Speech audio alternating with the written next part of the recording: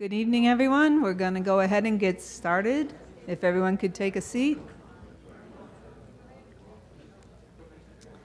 Hello, and welcome to the Pilgrim Nuclear Power Station Annual Assessment Meeting.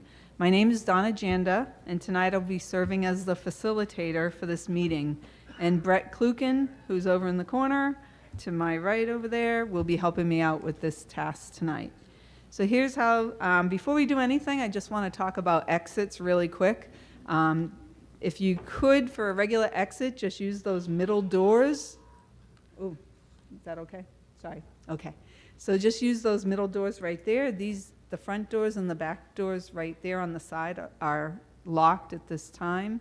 But in the event of an emergency, we have the doors on the side, the doors to the back, and the doors to my left, which are to the kitchen area, and that can take you outside also. So in an emergency, any of the doors, but right now, if you need to go out and use a restroom or you want to sign up to speak, please use those middle doors right there. So here's how the meeting's going to be structured tonight. We're going to begin with a presentation by the Nuclear Regulatory Commission of the assessment of safety performance at the Pilgrim Nuclear Power Station for 2018. The remainder of the meeting will be an opportunity for members of the public to ask the assembled NRC staff questions concerning performance issues at Pilgrim or to present comments regarding the same. With respect to the second half of the meeting, on the registration table just outside the doors to the meeting room, there's a sign-up sheet for public speakers. When you registered to speak, you'll receive a ticket, and the other half of which we collected in the container that's currently at the registration table. The speaking order will be determined by the numbers that are pulled from the container, and the intent of which is that the speaker order be at random. Just so you have some advance warning of when it's your turn to speak, we'll be posting the numbers on a screen over here to my right as they're selected. And I'd like to thank Matt and Pete over here to my left for assisting me with that. So if you'd like to speak this evening and haven't already done so, please step outside through those middle doors and add your name to the list prior to the end of the NRC's presentation. Once we resume with the second half of the meeting, we're not going to add any more tickets to the container, but if you then decide you do want to speak, and you register late, we'll have an opportunity to speak if the container's been exhausted and if time otherwise permits. For your awareness, the meeting tonight is being recorded and a transcript will be generated after the meeting. Both the audio and the transcript will be posted to the NRC website. So in light of that, I would ask that when it is your turn to speak, that you please identify yourself. And I'd also ask, for the sake of the audio recording, that people not speak over each other. I'd ask also that we keep the area beyond the front row clear. If you have something that you would like to give to the NRC staff, please hand it to me or to Brett. Now for some basic ground rules. While recognizing that many of you have strongly held opinions concerning the matters to be discussed tonight, I ask that you nonetheless adhere to civil decorum, that you respect each other. So please do not disrupt each other. Just as you wouldn't want to be interrupted during your 3 minutes at the microphone, please respect the speaking time of others. Threatening gestures or statements will under no circumstances be tolerated and will be cause for immediate ejection from the meeting. If you feel that you've been threatened, please let me know, or please tell one of the NRC staff present at this meeting. So a few minor housekeeping matters. The restrooms are located through those middle doors, and they are straight across that hallway where the tables are for registration. And as I mentioned already, where the exits are. And while cameras are permitted, please try not to obstruct the view of other audience members. And if you would be so kind to please silence your cell phones at this time. At this point, I would like to offer elected officials or any official representatives of any elected officials that are here tonight on their behalf the opportunity to stand and be recognized. So is there anyone who just wants to introduce themselves? Good evening. Matthew Muratori, State Rep for Plymouth. Good evening. And with me is Kathleen Natra, State Rep for the 12th Plymouth District, that includes Plymouth. Mhm. And Monica Mullen is here from Vinnie DiMacedo's office. Thank you. Any other elected officials who want to be recognized at this point? Okay, so at this point, I'm going to introduce the NRC staff that's assembled on the dais here. I'll start with David Liu. Mr. Liu is the Regional Administrator for NRC Region 1. Prior to that, he served as the Deputy Regional Administrator for Region 1 and had been in that role since January 2011. Prior to his appointment to the NRC Senior Executive Service in February of 2004, he was a resident inspector at Oyster Creek in Indian Point 2 and a senior resident inspector at Indian Point 3. To Mr. Liu's left is Anthony Dimitriadis. Mr. Dimitriadis is the branch chief of Project Branch 5, which is responsible for oversight of Pilgrim and Fitzpatrick nuclear plants. Mr. Dimitriadis had previously served as branch chief of Projects Branch 1, responsible for oversight of Calvert Cliffs, 9 Mile Point, and Gannett. Previous to that, he served as branch chief of Plant Support Branch in the Division of Reactor Safety, managing inspections associated with security and emergency preparedness. Mr. Dimitriadis has worked for the NRC Region 1 for 28 years and has previously served as an inspector and senior inspector. He graduated from Drexel University with a Bachelor of Science degree in physics. And to Mr. Dimitriadis' left is Elise Burkett. Ms. Burkett is the Senior Resident Inspector at Pilgrim. Prior to that, Ms. Burkett worked as a reactor inspector in the Division of Reactor Safety in Region 1. Prior to joining the NRC in 2008, Ms. Burkett served as a nuclear surface warfare officer in the U.S. Navy for 7 years. She currently is a lieutenant commander in the Navy Reserves and serves as the officer in charge of her reserve unit. She was recalled to active duty in 2015 for a 10-month deployment to the Middle East. And to Ms. Burkett's left is Mr. Bruce Watson.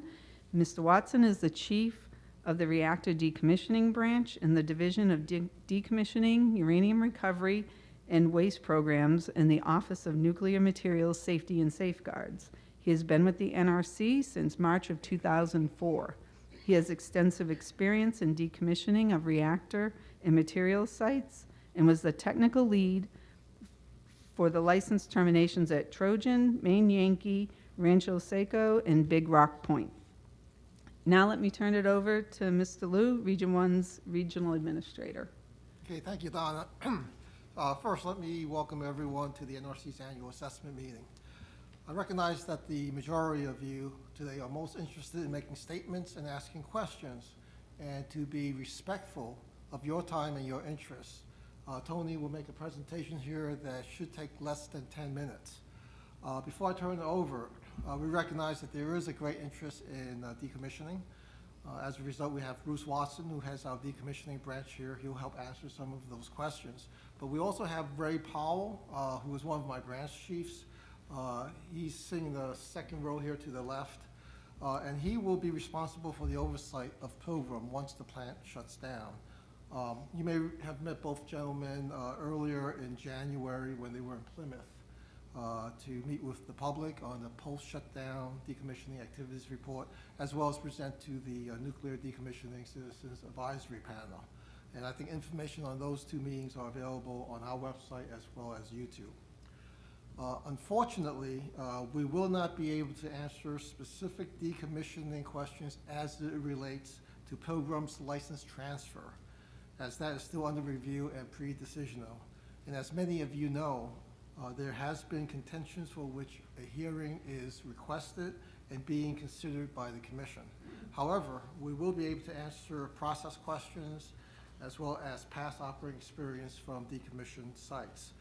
So with that, I'm going to turn it over to Tony. Okay, thank you, Dave. Good evening, everyone. I will go through 6 slides to discuss Pilgrim's performance in 2018. If you go to slide 3. Based on the inputs that I'm going to present here, the NRC determined that Pilgrim operated safely in 2018 and showed performance improvement.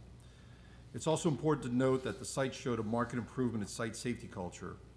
In reviewing Pilgrim's performance for 2018, we took into consideration all of the inspections and noted that Pilgrim successfully met all the commitments outlined in the confirmatory action letter, or as we say, the CAL. I'll refer to that term later on. Also, part of our assessment, we reviewed a number of performance indicators to evaluate how the plant performed in the past year. So in 2018, Pilgrim had no performance indicators that were greater than green, and additionally, Pilgrim had no inspection findings that were greater than green. Therefore, we determined that Pilgrim operated safely in 2018. We came to this conclusion by following our process. We collected all the inspection information from the past year, and in March of this year, we determined that Pilgrim's performance was representative of Column 1 performance. This determination was based on our baseline inspections as well as the 5-team CAL inspections. Next slide, please. To give some background how we got here, in 2015, the NRC placed Pilgrim in column 4 of the NRC's action matrix due to the identification of low to moderate or white safety findings and performance indicators. The NRC's reactor oversight process action matrix basically has 5 columns that identifies the range of NRC and licensee actions, where column 1 is normal oversight, where no additional oversight is required. As performance of a plant declines in general, its assessment can go into the action matrix from column 1 to column 5. As licensee performance degrades, the NRC may transition a plant in the action matrix from columns 2 to 3 to 4 or to 5, where increasing additional NRC engagement is required beyond the normal inspection program. In this case, Pilgrim was placed in column 4 back in 2015, and we began enhanced oversight, which means a lot of additional inspections. Column 4 of the NRC's action matrix means that the plant, while safe to operate, had reduced safety margins. And you can get more information about what column 4 is all about in our inspection manual, chapter 0305. Issues that contributed to this change in columns included their electrical switchyard reliability concerns and ineffective corrective actions, specifically to address the multiple complicated scrams experienced at the plant in the previous years, including one involving a failed safety relief valve. This all pointed to a poor site safety culture, which we define as the core values and behaviors resulting from a collective commitment by leaders and individuals to emphasize safety over competing goals to ensure protection of people and the environment. Following Pilgrim's placement in column 4, we performed a series of comprehensive diagnostic team inspections called the supplemental inspections as part of our review process for plants in this category. These inspections provided an in-depth, independent review of what led to the decline of plant performance and assured continued safe operation. In 2017, we completed our supplemental inspections, and that report was issued in May of 2017. Later that year, in August of 2017, we issued what I referred to earlier as the CAL, the Confirmatory Action Letter, that outlined Entergy's commitments and the individual actions associated with each focus area, which we independently evaluated through direct inspections. In 2017, we saw progress and improvement in Pilgrim's performance. However, we had not yet determined whether this progress and improvement was sustainable, in large part because there remained significant work to be done to address the underlying causes. So despite observing improved performance, we kept Pilgrim in column 4 in 2017, or what we call the multiple repetitive degraded cornerstone column of the reactor oversight process. Next slide, please. This slide reflects what we did in 2018. In 2018, Entergy corrected all of the issues that led to moving Pilgrim to column 4. For example, Entergy addressed and we closed all the white findings, the last of which was closed in June of last year, 2018. We examined Entergy's actions by conducting 5 team inspections to evaluate such actions that Entergy implemented over the course of 14 months. We call these inspections the CAL follow-up inspections that I referred to earlier, and we completed the last of these type of inspections on January 16th of this year, 2019. Through these CAL inspections, our NRC staff inspected and verified that all 156 action items, individual action items, were closed, complete, and effective. Based on this work, we determined that Entergy has demonstrated sustained performance improvement at Pilgrim in 2018, satisfactorily completed the work necessary for us to close the confirmatory action letter, and address the issues that led us to placing Pilgrim in column 4, including the associated underlying causes. As a result, we have moved Pilgrim from column 4 to column 1 of the action matrix. Next slide, please. We committed a significant portion of our inspection effort in assessing Pilgrim's safety culture. Our inspections included focus groups, one-on-one interviews, and direct inspections to verify corrective actions. Based on these inspections, we determined that Entergy has indeed demonstrated a marked improvement in safety culture. And this is something that we think is very, very important, which is why I focused on it a little bit. Over the course of 2018, we saw a significant improvement with respect to effective and timely corrective actions. That's another piece of that. As part of the site's recovery plan, Entergy took significant actions to train the site's management on appropriate risk recognition and decision-making. For example, site procedures were revised to ensure the risk of significant plant impacts, whether it is weather, equipment failures, or changes on the grid, have been and are appropriately considered during decisions related to plant operations and maintenance. Lastly, Pilgrim staff increased their focus on effective and consistent use of human performance tools through training and increased management observations of field activities, which help reduce the number of human performance events. Next slide, please. In coming to our assessment, we considered the observations and insights from nearly 11,000 hours of inspections at Pilgrim in the last year. All findings were very low significance, or as we say, green. Performance indicators were all green with improving trends. The frequency and significance of equipment problems declined. As I mentioned in an earlier slide, our assessment concluded that Pilgrim's actions to address the underlying causes were completed satisfactorily. We arrived at this conclusion based on our independent verification that all 156 actions in the CAL were completed. Based on the sustained improvement demonstrated, Pilgrim was returned to normal NRC oversight, or as we say, column 1. Our oversight of Pilgrim will continue through decommissioning. Next slide, please. We will continue our inspections with a strong focus on safety and security until shutdown to ensure that Pilgrim sustains its safety performance. We will maintain strong oversight through the shutdown, decommissioning, and fuel storage. After Pilgrim shuts down and transitions to decommissioning, we expect some level of decommissioning activities to commence at the site. Routine decommissioning inspections will be conducted once the fuel is removed from the reactor vessel. We will continue our inspections into the decommissioning phase, where we will examine areas such as the licensee safety reviews, spent fuel pool safety, corrective action program, decommissioning performance, and occupational radiation exposure, just to name a few. These inspections are conducted by inspectors who have specialized training and have qualified in these core inspection procedures and are managed by our decommissioning branch, Ray Powell, of which is the branch chief, within the Division of Nuclear Materials Safety. This concludes my presentation. I just want to turn it back over to Dave Liu. Thank you.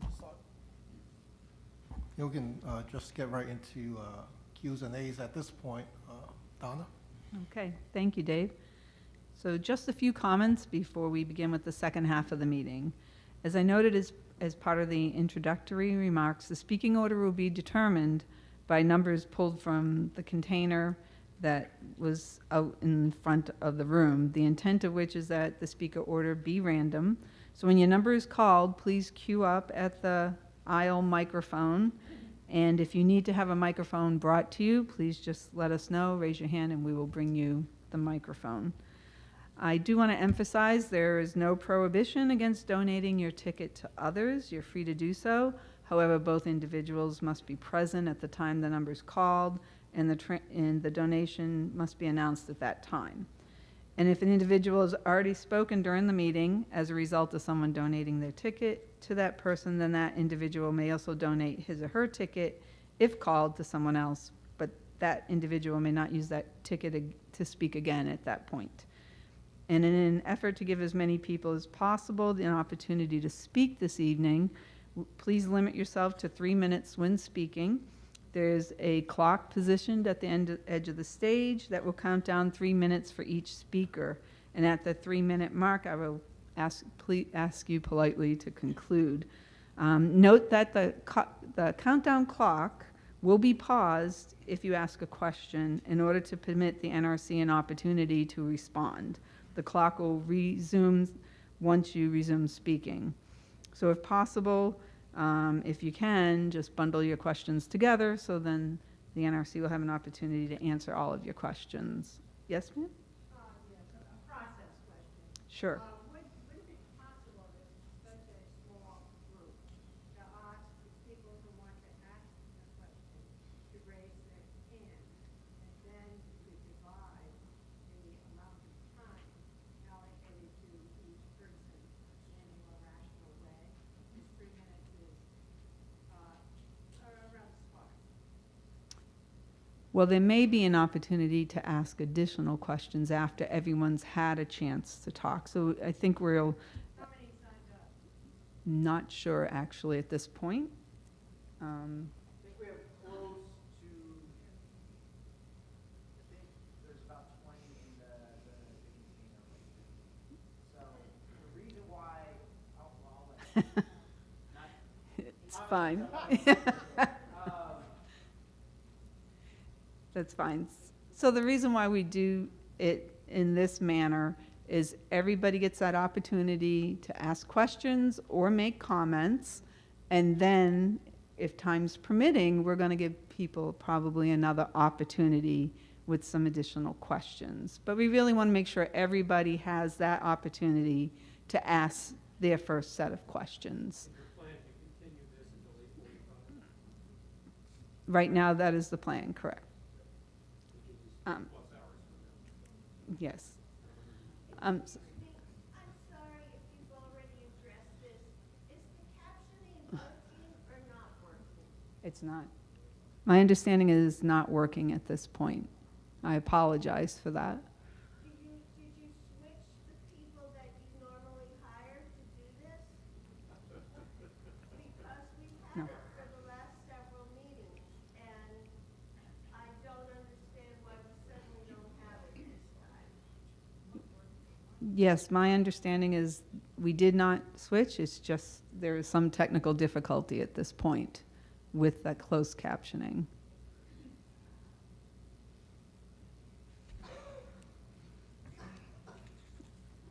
Okay, so before we begin with the public speakers, we will start with any elected officials or their representatives who would like to speak or to offer prepared statements. I do have a list here of some that said they may want to speak. Rory Clark from Senator Markey's office.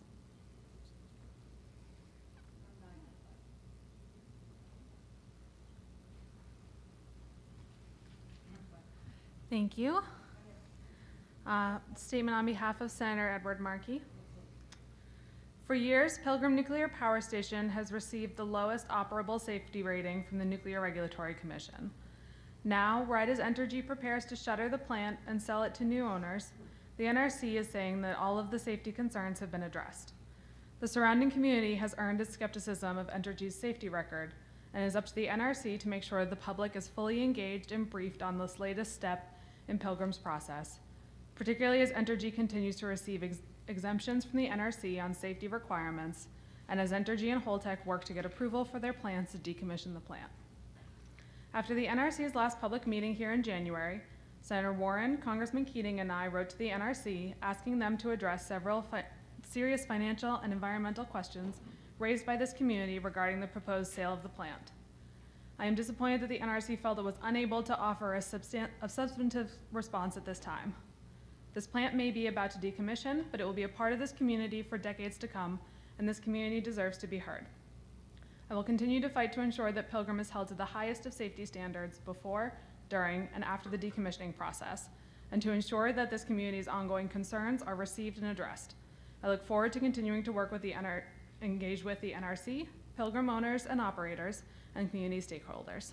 Thank you. Thank you. Hannah Benson from Senator Warren's office.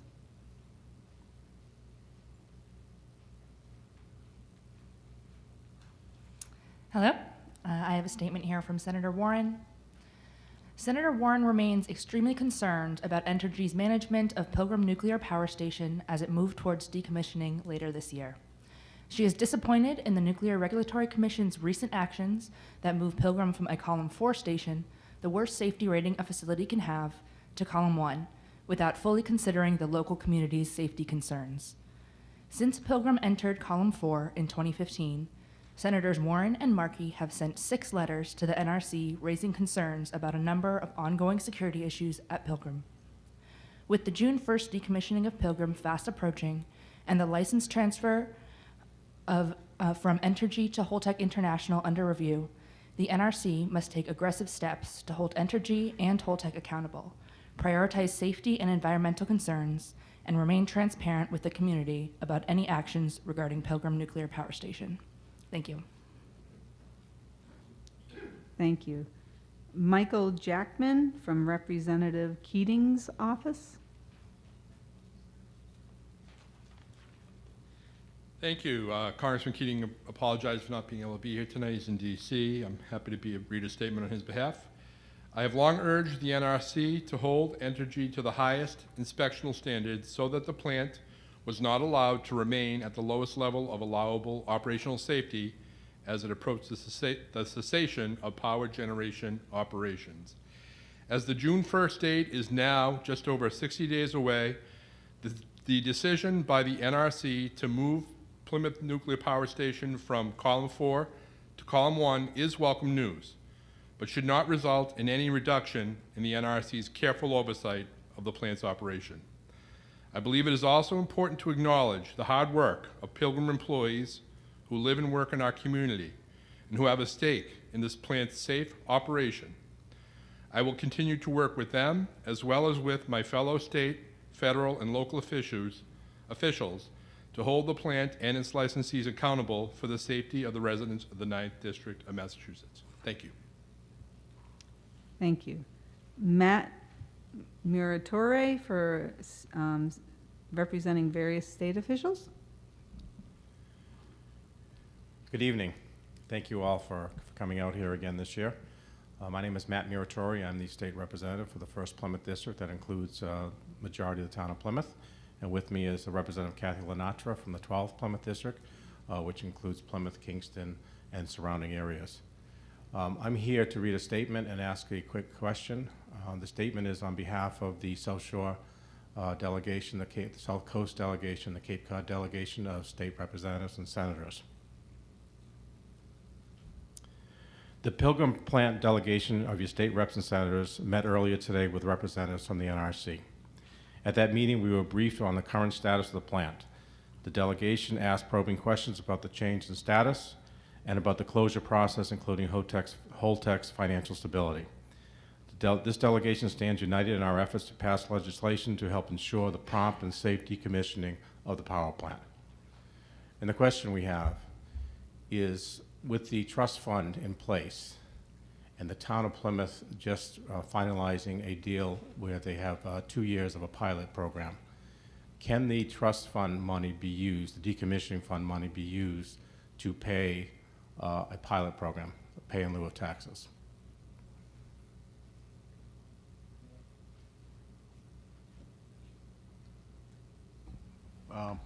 It's a good question. Yes, taxes for property taxes are an indirect expense that can be used, the decommissioning trust fund can be used for. I'm not familiar with the pilot project, so I really can't comment on that. So, Yeah, what it is payment in lieu of taxes, so I think you've answered the question. Thank you.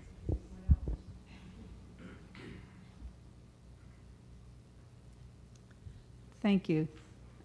At this point, are there any other elected officials or their representatives who would like to speak or offer a prepared statement?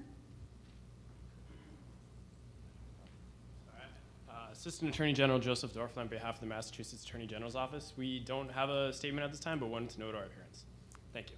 Thank you. So now we're gonna, we will start with our first speaker. We're gonna read the numbers across in the rows, and the first person will be number 15. Number 15, I would like to do a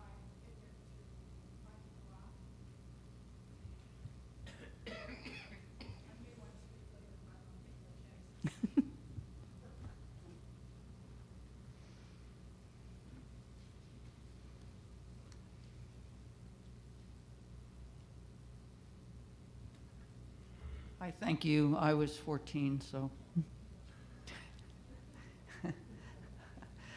Pine Dubois from the town of Kingston and also the Endicap. And my question really has to do not with your recent decision to elevate Entergy's operations to column 1. That's fine. My question has to do with your oversight during the decommissioning process, which you said would be robust. But I would like you to explain the guidance that those inspectors will follow relative to our changing environmental conditions. When I was here in January, I think we had a little exchange about the way sea level is rising and the impact that that can have on the facility, not because of anybody's doing other than, you know, our collective worldview of things. But sea level is rising, storms are increasing, rain is falling harder, the groundwater will rise, the sea will rise. So the question has to do really with where is the NRC at not only helping the industry, but in your guidance for having rapid decommissioning and cleanup of these sites so that they can be successful. If you are delayed, if you do not adopt construction measures that will enable the kinds of work that you have to do, if you will instead, and this is the point I was trying to make in January, if you will instead let everything wash everything out to sea, then in our minds and in our belief living here and relying on that sea, that's not an effective and robust cleanup. So where's the NRC guidance there? You know, we just had, you know, the deluge in Nebraska, you know, flooding some nuclear facilities. You know, it happened in New Orleans. Where is the guidance? It is not in the SEIS and it is not in the GEIS. You have to implement some. So, given the inspectors are there, are they going to run and hide, or are they going to help adopt some construction mechanisms that is going to make sure that this decommissioning and the cleanup is successful? So there was a number of questions there. I understand the questions in terms of how we deal with the change in flood heights. We have we have required licensees to reevaluate the flood heights relative to the operating plant. We have confirmed through our inspectors that they're appropriately compensated for the flood heights there. With respect to dry storage, you know, we understand that the pad is being moved up additional 50 feet higher. Generally, when we look at our oversight, we do look at impacts on environmental impacts on the particular facility, and we will be inspecting accordingly. It's not specifically written in a specific SER, but is part of what we review relative to changes in the environment. To clarify, I guess, I think that generally speaking, your guidance, as in a lot of construction guidance, is very exact, and it is very determinative of what tools and methods should be used in any sort of construction effort. I do not know where that exists here. I suspect that it does not exist. And what I am asking, and I'm not necessarily asking Mr. Liu for you to tell me right now today, I am asking that you direct your energies to address this major concern that is going to affect Pilgrim as well as the other the other facilities in the country. Thank you. The next speaker will be number 7. Yes, Mary Lampert speaking for Pilgrim Watch. I'll do it as quickly as I can. The question really is, how did Pilgrim, even though you tried to explain, go from 4 directly to 1, skipping any intermediate steps, which I think would have been a little bit more believable? I think the decision is more of a political decision, not based on its performance. It seems clear to me that once again, NRC commissioners, not the staff, are once again acquiescing to the nuclear industry's push for fewer inspections at plants, letting the industry self-assess its performance and cut back on what it tells the public about the plant's problems. The NRC commissioners and industry representatives, NEI, say changes in oversight are warranted to reflect the industry's overall improved safety records. And how would NRC show improved industry records to justify essentially a hands-off policy giving out green findings across the board in the ropes? That would show a justification for this policy. And of course, we know, however, that deregulation, hands-off from the NRC, in this case, would compromise safety. And with an industry that can have huge consequences, that's a very bad idea. We have seen it in this administration, whether it's FAA, whether it's EPA, across the board to deregulate.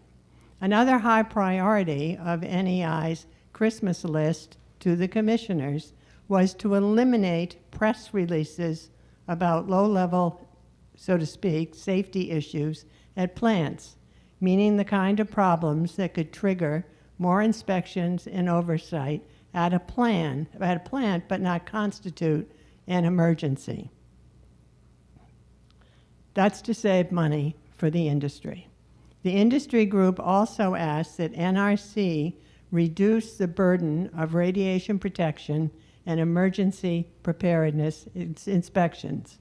All of this was laid out by the Associated Press in a March 15th, 2019 report, and they have a hyperlink in that report to the September 19th, 2018 NEI letter to NRC regarding the rope and allowing essentially self-assessment.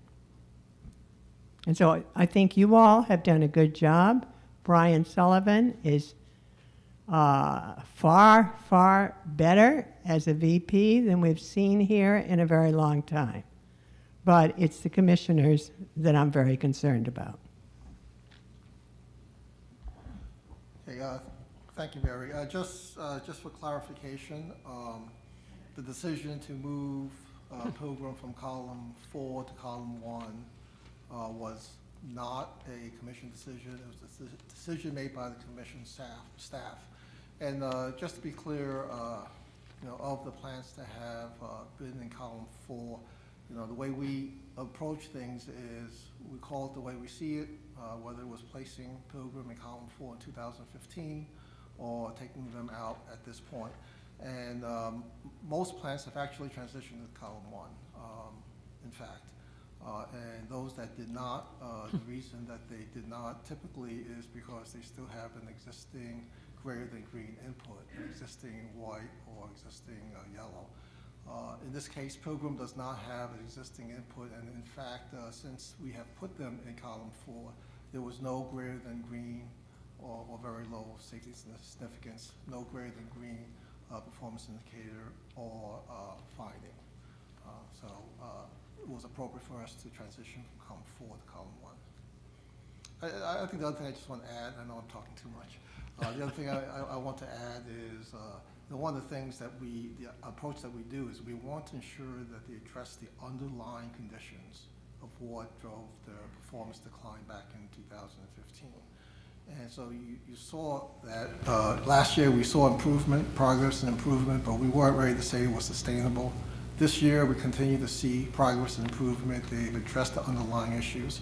And so there's been a history through the CALs that we have issued, as well as other documents.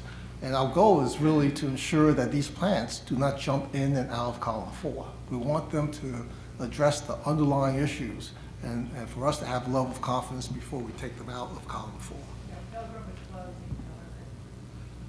We call it the way we see it. Jim Lampert, Duxbury. Excuse me, Ms. Lambert, you're number 8, just to be sure? I am. Okay, thank you. That's what it says in red. Gotcha.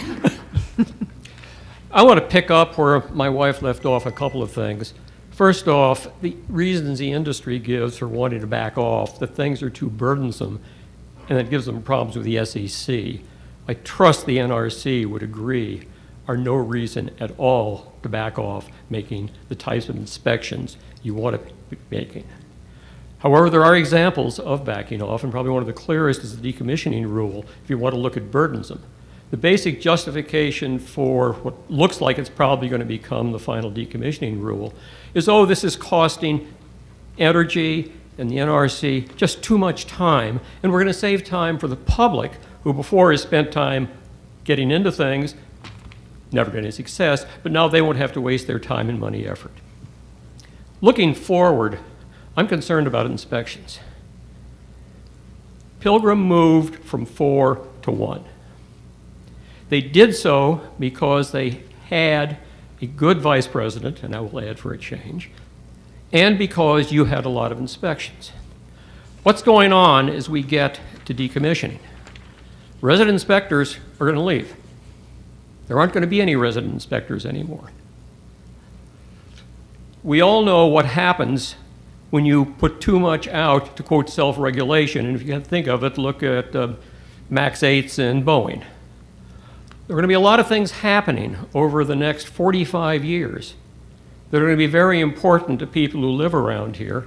And I'm not going to be here for the next 45 years, but heaven knows a lot of our, not taking the groups, children's and grandchildren will be. So let me ask just 3 or 4 questions. Will the NRC be there when fuel is being moved from the reactor into the spent fuel pool? Will you be there when it goes from the spent fuel pool into dry casks and eventually when it's moved off-site? Will you be there at the end when somebody goes around and tests to see whether the place is really clean? I have no idea who at Holtec or at their partner, Lavalin, has any near the competence or the experience that Energy finally stepped up to at the tail end here. Holtec's never decommissioned anything in its life. Lavalin's never decommissioned anything in the United States, and let's face it, it had problems doing what it thought it knew how to do out at San Onofre, and its overall reputation in the world for doing the job and doing it honestly is not particularly great. So my final question, and I guess it's to Tony, is you talked about increased oversight. I think what we need to know, and we need to know pretty close to right now, is specifically what oversight, what inspections, what are you going to do to keep track of what is going on during decommissioning when it's run by people who've never done it before?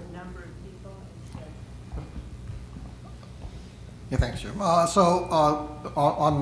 going to ask our decommissioning branch chief, Ray Powell, to answer the questions associated with decommissioning. As he's getting up, I just want to clarify that relative to the question of will the NRC be there when they move the fuel from the reactive vessel to the spent fuel pool, that will still be under Tony's responsibility. He will still have residents on site to observe the movement of the fuel from the reactive vessel to the spent fuel pool. At that point, once we get I would expect the entity to provide us a letter certifying that they've removed all the fuel from the reactive vessel. At that point, then it goes over to Ray Powell, who has the responsibility for the inspections. After that, the resident inspectors are gone, correct? Well, let's talk about that. And also, just to add just a little there, they talked about the first of the number of transfers. There are at least 3 more. Spent fuel by the time you find this stuff out of here, long after I get. Okay, let me start at the beginning. As Dave mentioned, yes, we will be watching them unload the vessel into the pool. I've coordinated with Tony already. We'll have one of my inspectors who are ISFSI qualified, even though it's not an ISFSI loading campaign. They're very familiar with fuel movements. they will supplement the resident inspector. So yes, we will be there. With respect to when it comes time for what I call an extended offload loading campaign, I can't tell you that we're going to watch every cask. We will pick and choose, and we will be on site monitoring the activities. And I know you had a third question, and it's escaping me. The next move, we got into the casks, eventually we have to get it off-site, probably in new casks or new packaging for DOE, until DOE takes it. What's your involvement and oversight of that? You know, that's in the future in a policy question. I don't know if you have any more information than I would on that, Bruce. Yeah, this is Bruce Watson. In the future, we would be there to monitor and inspect the transfer of that fuel, just like we do low-level waste today. So those programs would have to be developed along with when the DOE, or if it turns out to be a private consortium at this point, to an interim storage, those types of containers, and to make sure they're properly packaged and shipped. Right now, the dry storage containers are designed to be transported, and so we would expect that. I wanted to add one more thing. Part of your question was who's going to verify that the site was cleaned up? That will be the NRC. If you look at what we're doing right now at the Zion plant, La Crosse plant, and Humboldt Bay, which is what we've been doing since day one with large decommissioning projects, is we employ an independent contractor. Right now it's Oak Ridge Associated Universities, also known as ORISE, Oak Ridge Institute of Science and Education. They do perform independent surveys for us. They sample the soil and everything else, survey the areas to verify that the licensee has met the requirements that's going to be in their license termination plan. They also operate a world-class laboratory for us and for the Department of Energy, and so we use that as the comparison or benchmark for all radiological measurements. So I think our program in that area is quite extensive. There's an inspection procedure on it. It's available, publicly available on our website too. So I think between our NRC inspectors and our supervision of our contractor, we have a very good program that will verify that these sites are cleaned up. As you know, we've done 10 of these sites, and we're expecting to terminate both Zion 1 and 2, La Crosse, and Humboldt Bay probably by, I'm going to say mid-2020. Okay? So we'll have 14 in the bank. So thank you. And I think the last part of your question was our inspection presence. What I can tell you is it will be commensurate with the level of activity at the site. And to give a more concrete example than just those words, if you look at what BY is doing, they've now entered active decommissioning. I basically have an inspector on site for all key activities, and right now it's averaging about 1 week a month. If it needs to be more, it will be. If it needs to be less, we'll adjust. The contrary would be someone like Crystal River 3. They're in safe store. They haven't done anything in quite some time other than some rad waste shipments. So we go down there about twice a year because that's commensurate with the level of activity at the site. And all this is spelled out in Inspection Manual, Chapter 2561. Understand. But it will give you references in that to the procedure Bruce referenced and that information. So understand, but it is readily available.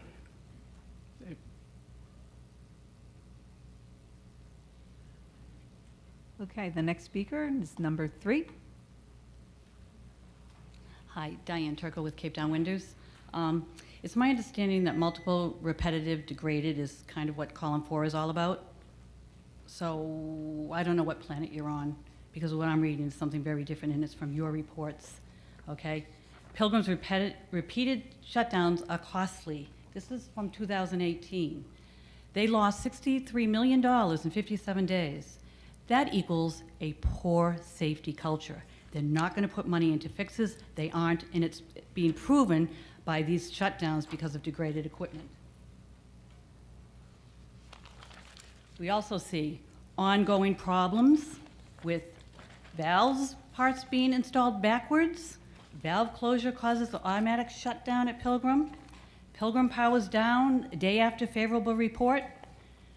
A fleet-wide order to prevent willful misconduct issued by the Nuclear Regulatory Commission to Entergy because of willful misconduct. And that happened at Pilgrim when a worker did not do his rounds and falsified the records. That's not the first time. It's happened many times. So now the whole fleet has an order to put a plan together to prevent willful misconduct. And then hundreds of Pilgrim tasks were downgraded. They were reduced because of a backlog of work from adverse to non-adverse. That was in 2018. You can't tell me Pilgrim is now in column 1. These are from your reports. Specifically, 2018, Entergy personnel failed to implement work order requirements on feed water regulating valve. That caused the scram. That's happened many times, okay? Entergy did not take effective corrective actions to address issues in a timely manner commensurate with their safety significance. Entergy should still be in column 4. And why you moved it up to column 1, I mean, maybe you're miracle workers or something. But the reality is it should have stayed on 4. It's still a threat to our communities. Last thing, January 4th was a scram. Loss of off-site power. We know that happens during many storms, and Pilgrim scrammed. We wanted Pilgrim to be shut down. Their procedures that are shut down early, but they don't follow procedures, and you don't enforce them because they're not regulations. And you actually said when you inspected that, you said, let's see, Entergy had a documented difficulty following. The inspectors also determined, quote, it was not reasonable to foresee or correct the cause during a storm. So if operators cannot foresee the loss of off-site power during a predicted and reported severe storm, they shouldn't be operating a nuclear reactor. And you're not doing your job. So we're calling on the NRC to be abolished, just like the Atomic Energy Commission, and that it be replaced with an authority that is transferred to federal and state intergovernmental agency independent of the nuclear industry, including representation by state and local stakeholders who will have full authority for public health and safety for their communities. Hey, Diane, I wasn't sure whether that was statements or questions, but I will address a few things, if I may. First is, those are issues that we identified and were in the NRC report. Right. And so just to give you a little bit of perspective in terms of how we come to some of the conclusions, so forth. You talk about the January trip, January in 2018. Yeah. So it was about 14 months ago. Right. And our conclusion was that that was an issue that was caused by something miles from the plant. Right. Not owned by Entergy. When we look at that particular issue, and we look at the switch yard, I think over the years in response to what we have provided oversight is, and one of the bigger contributors into the Entergy being Pilgrim being placed in column 4 was the vulnerability of the switch yard. In that case, it was not caused by the switch yard. That was caused by something outside the switch yard. And the modifications that they implemented, the procedures, the processes, the human performance, in fact, improved the robustness of the Pilgrim switch yard. In fact, there were no scrams that were caused by the Pilgrim switch yard in the last 3 winter seasons. Right, but and if I can just... They went beyond that. And just to give you a sense of why we think the safety culture improved and the conservative decision-making, they engage Eversource, the company that owned the grid and the equipment. They work with them in terms of ensuring that the lightning lines that caused the trip was addressed more holistically in terms of doing inspections and so forth. So that's just a piece of what that reflects. Right. And also, I will offer that we don't look at how much money they lose or not. In some cases, if they're shutting down to fix things. And that, from a safety point of view, is, in my mind, not a bad thing. The off-site line was based on Entergy's procedures to shut down if there's a possibility of loss of off-site power. Not the switchyard, but loss of off-site power. And that storm was advertised all over the news, the National Weather Service. Loss of power to be predicted in this area, and they didn't shut down. Yeah, so So they didn't follow the procedures, but the issue is you can't enforce them following their procedures. If it was a... I would disagree. They did follow their procedures, and we can get into Okay, no, I'll more show you the discussion. procedures, yeah. Okay, thank you. The next speaker will be number 4.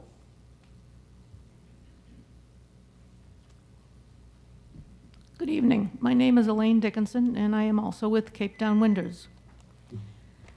And with the closing of Pilgrim, the most pressing issue today is how to deal with the radioactive waste in a manner that keeps with the NRC's mandate of protecting people and the environment. Selling Pilgrim to Holtec produces so many unanswered questions. The casks, all casks are not created equal. Thin, cheap casks are not as robust as the thicker casks used in Europe. Moving the waste to an area across the country opens more dangerous scenarios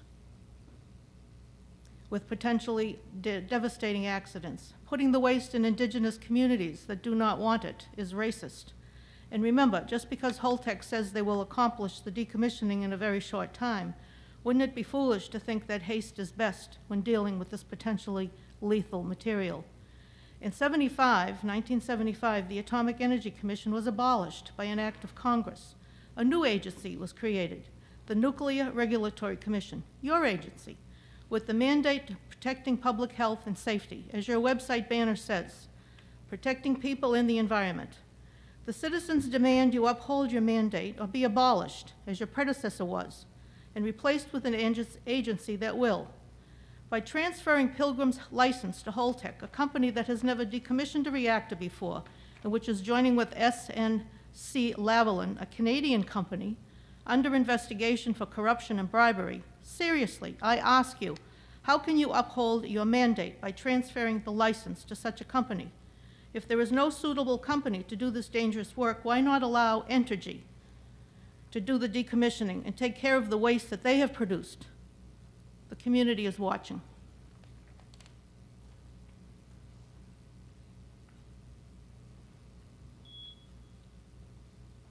So I take that as a statement. That's a question. Is that a consideration that we've been to these decommissioning commission meetings, and it sounds like it's a done deal that Holtec is going to get it? Oh, well, again, I guess, you know, I think as I stated at the beginning, we are not, it was under review, it's pre-decisional, also there's contentions associated with that issue, so we won't be answering those questions directly related to. Well, I just give you things to think about then. Thank you. Thank you. Next speaker will be number 19.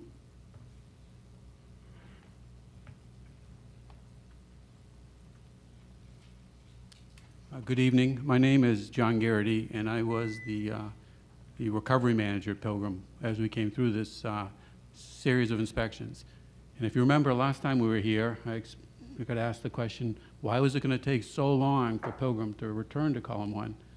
And I explained that it was going to be a systematic, very detailed process of inspections that we would follow, that we were scheduled to come back to column 1 right about this time frame. I also explained that we as Pilgrim Station were taking ownership of our problems, which meant we had to work very diligently on our culture, which is our core values. One of our core values, which is just unmistakable, is safety.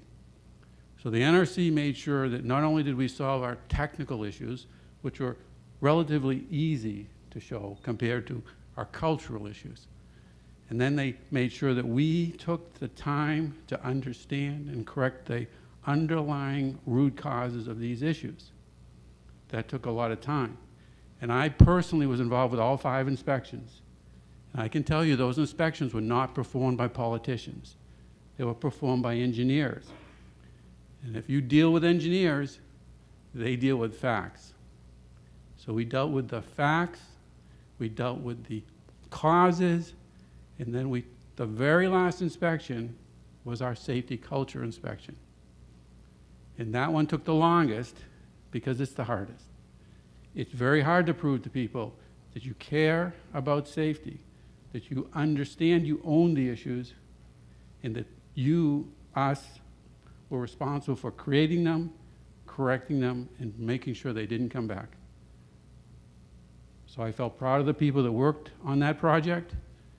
I'm very confident that we corrected the issues, but I'm more confident that we learned how we got there so that we will not go there again.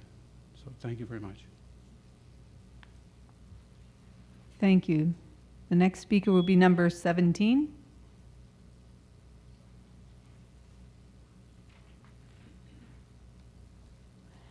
Hi, Joanne Corrigan. I live here in Plymouth. I can actually ride my bike down to the power plant. I have a couple concerns.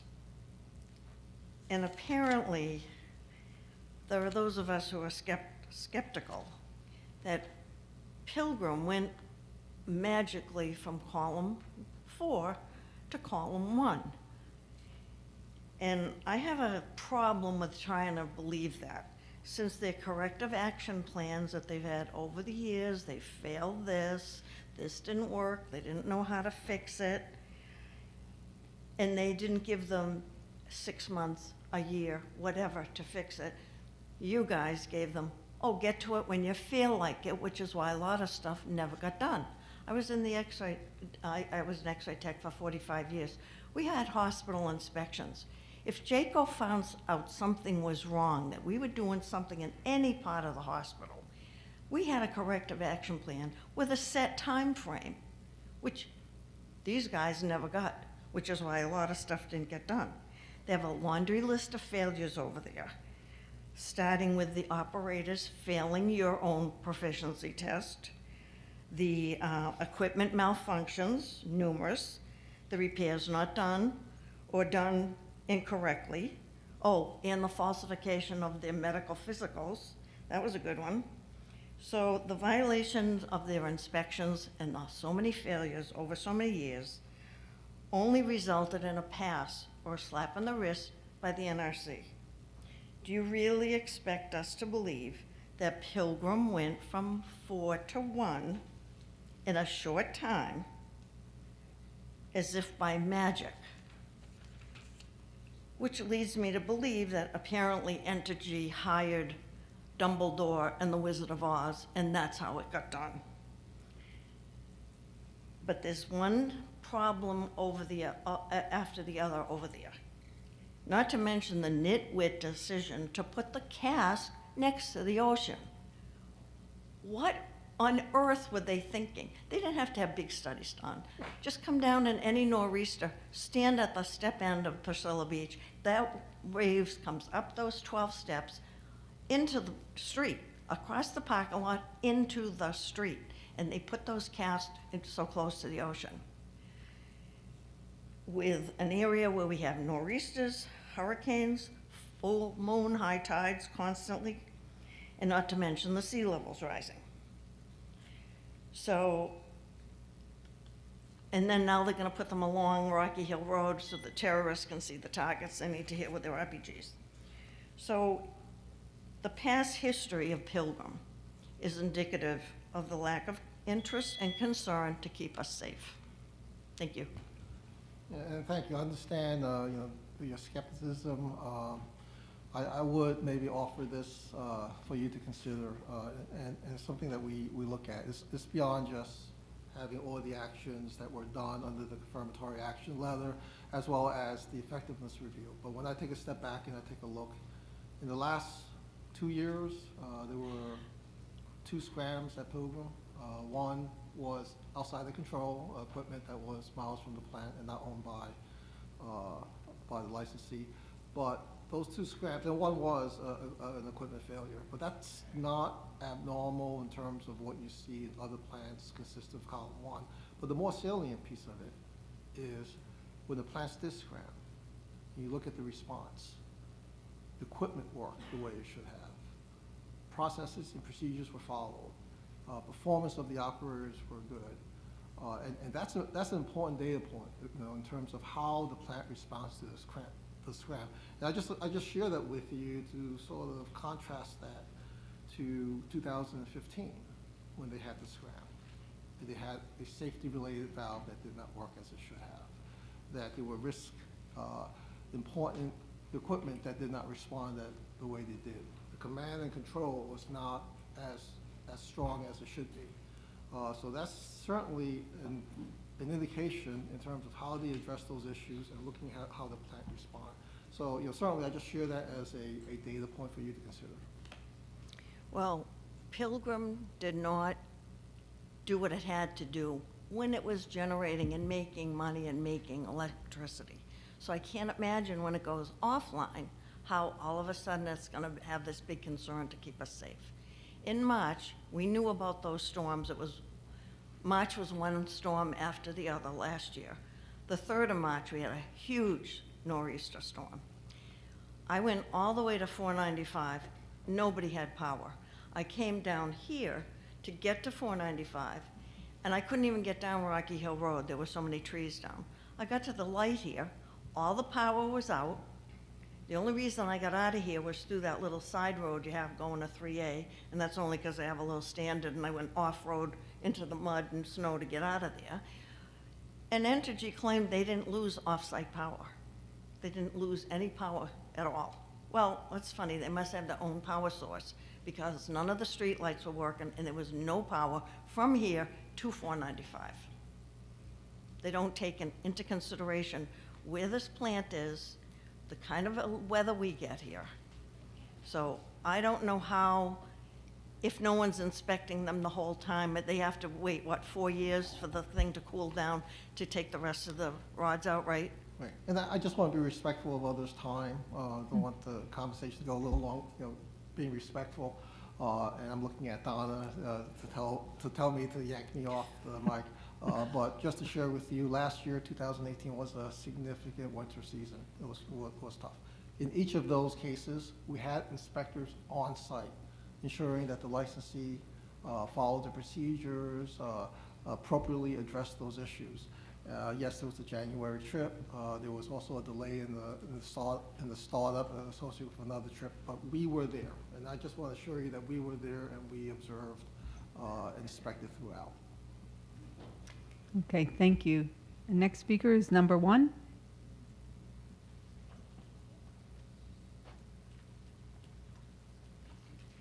John Gawley, Hingham. Really glad I got number 1. I've read some NRC testing that acknowledges the potential for chloride stress corrosion cracking in the type of steel used in Holtec's dry cast storage system. And because the casts are so close to the ocean, did you include testing in your safety assessment of the casts? Let me just speak to the fact that chloride stress corrosion is a known entity for attacking stainless steels. The stainless steels are the design of the cask and the thickness of the walls all take that into consideration, along with long-term monitoring of the containers. So what monitoring is used? Right now, the industry and the NRC are developing testing requirements and surveillance requirements for looking at the casks. Not long ago, one cask was removed from Maine Yankee and tested, and it had been there for, I think, a dozen years, and showed no signs of any corrosion or other activity. Okay. And what emergency plan is intact in case of cracked cast, right? I can't even remember writing. The plan of an event of a cracked cast, what is there emergency plan in place? What happens then?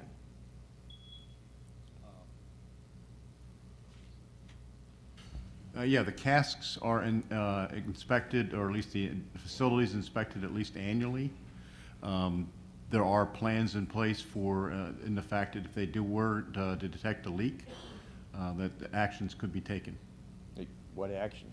Well, one would be to make sure that the monitoring of the cask continues, and see what kind of provisions could be made to have the cask removed and encapsulated or placed in another cask to ensure its integrity. Doesn't sound like anything's in place. And can a cracked cask be moved?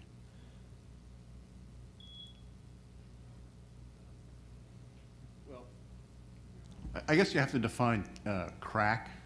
Well, chloride. We expect that a crack would be very minor. However, to have a crack is extremely unlikely. There'd have to be some kind of cause for that.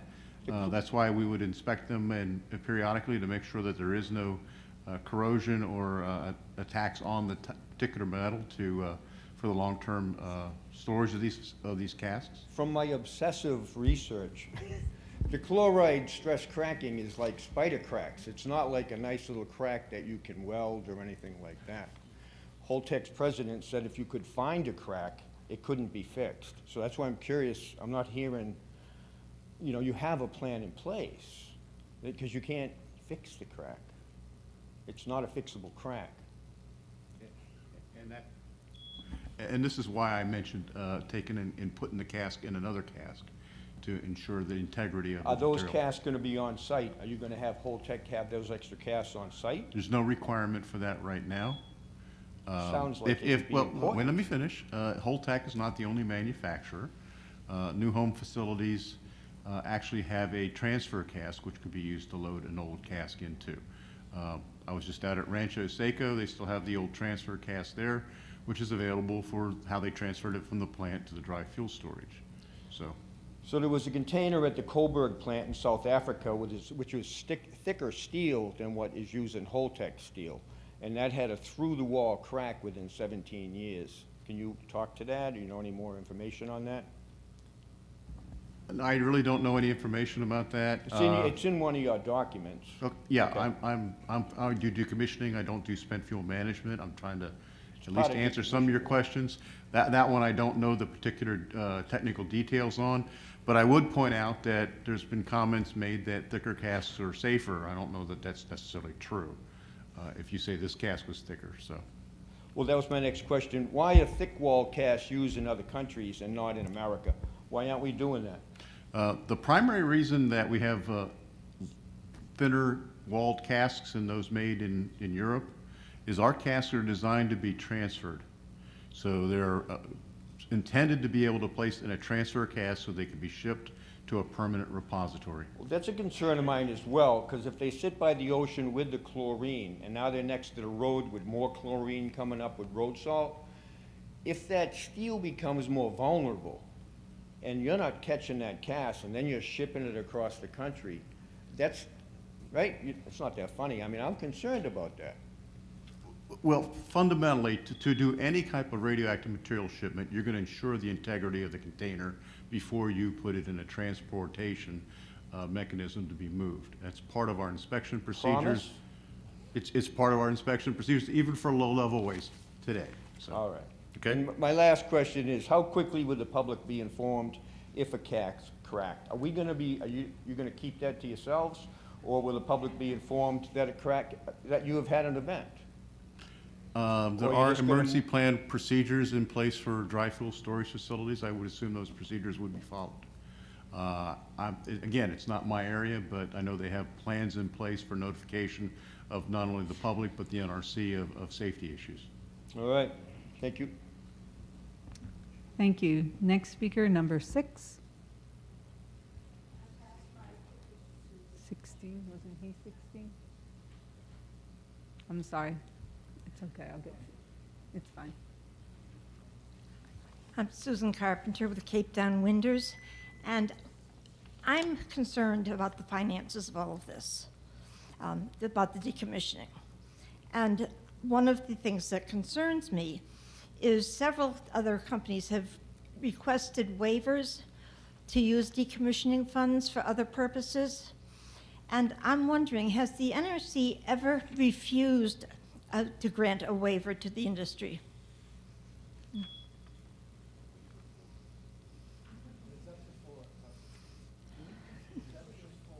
Yeah, I'm trying to think of an instance where I guess to rephrase your question is, have we ever denied an exemption? And specifically, your question is for the separation of spent fuel management funds and decommissioning funds.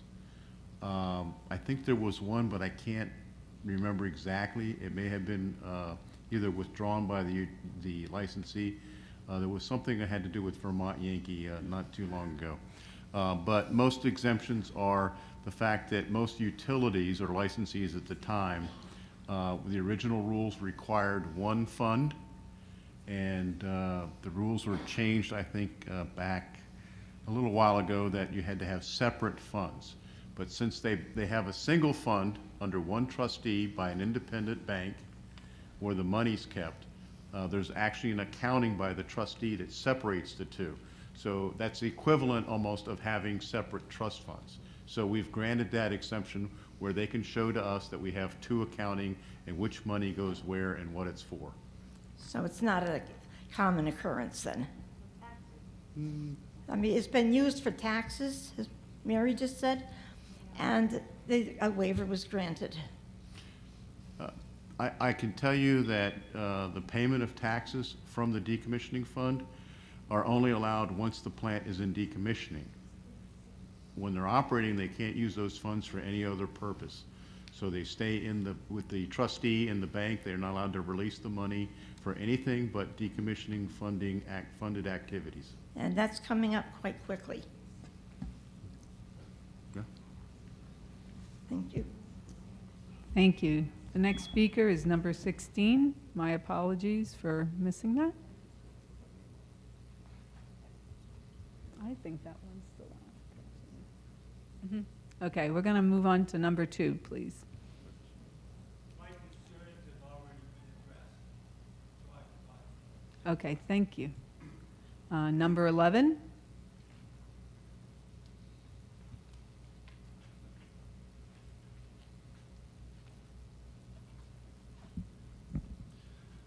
Richard Rothstein, Town of Plymouth, and member of the Massachusetts NDCAP.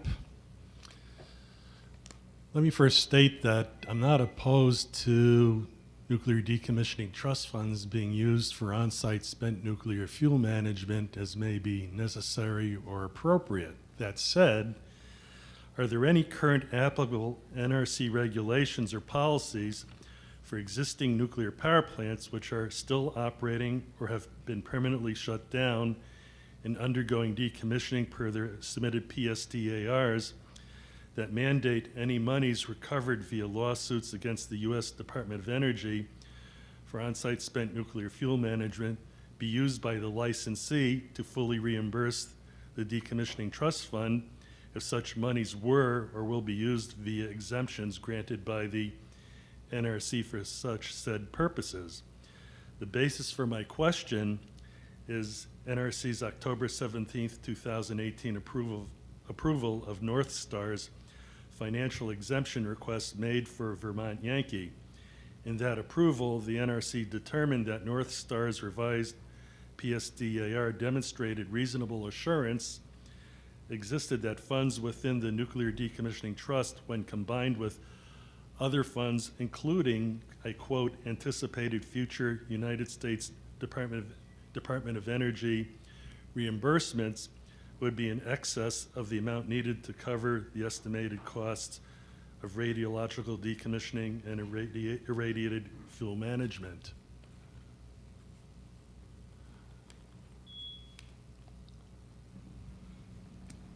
In the Vermont case, part of their justification for maintaining adequate funding to do the decommissioning was that they were going to take credit for any monies that come from DOE go back into the trust fund to either complete the decommissioning or manage the spent fuel.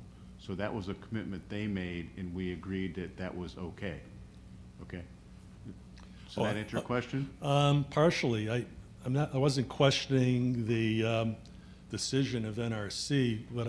My question is more related to regulatory policy in terms of, even if the funding is deemed by NRC to be sufficient in that case, or in the case for Pilgrim, for any future exemptions that may be granted by the NRC, is there a current or even a proposed regulatory requirement that such monies recovered from DOE be placed back into the DTF in the event that the licensee has needed to use any portion of the DTF for spent fuel management? Well, I guess I'll have to answer your question this way. First of all, you're not supposed to be using decommissioning funds for spent fuel management without our prior approval, such as in Vermont, because they agreed to put the money back into the fund. There is no requirement to take the money that you get back from DOE and back into the spent fuel fund in order to manage the spent fuel into the future.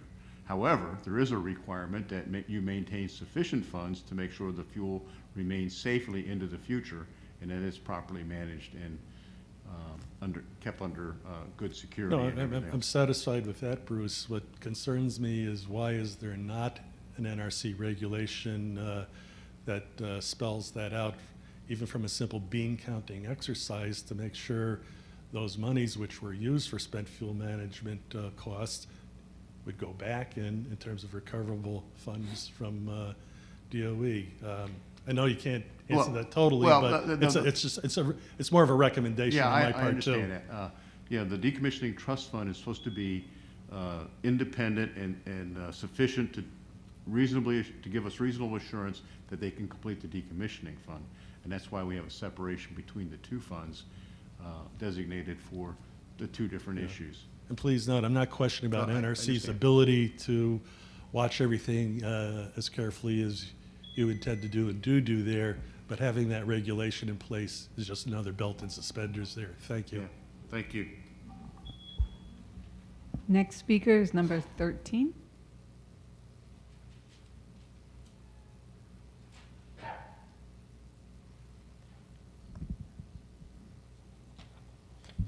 No real concern. The industry's captive regulatory agency has raised Pilgrim from column 4 to column 1. I take that as a bad joke, but also as a sign that things with our local Mark 1 BWR have been worse.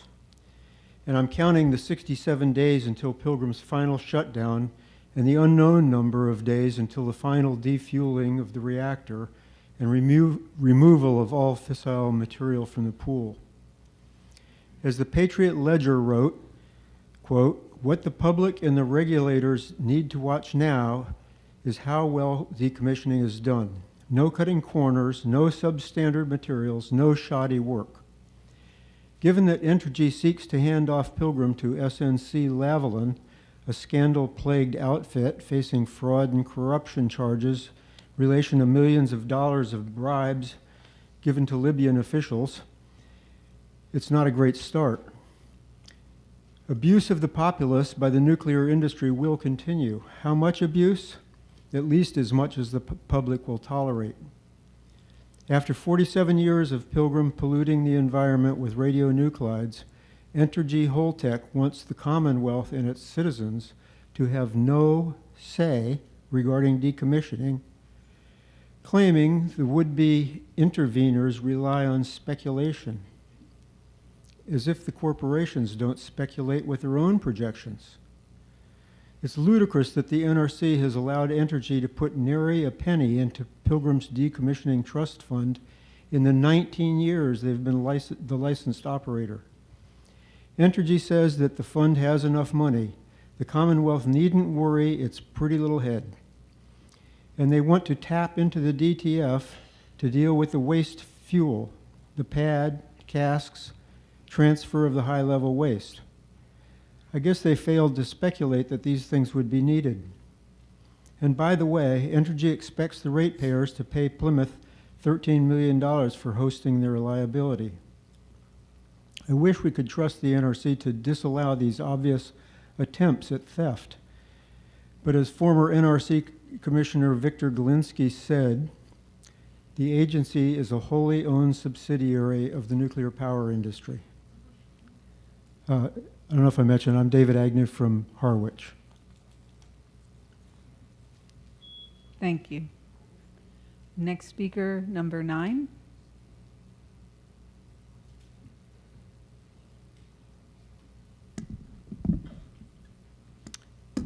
Yes, I'm Rebecca Chin. I'm the co-chair of the Nuclear Advisory Committee for the town of Duxbury. I have a comment. I've been listening to what will happen with the NRC during decommissioning. My concern is that you will actually have eyes on the ground and you will be protecting the public health and safety of the environment here, which we care about. My question is that when you do your final sampling and you send it to your labs to determine the cleanup standard, are you going to have split samples so the Massachusetts Department of Public Health can also confirm those numbers?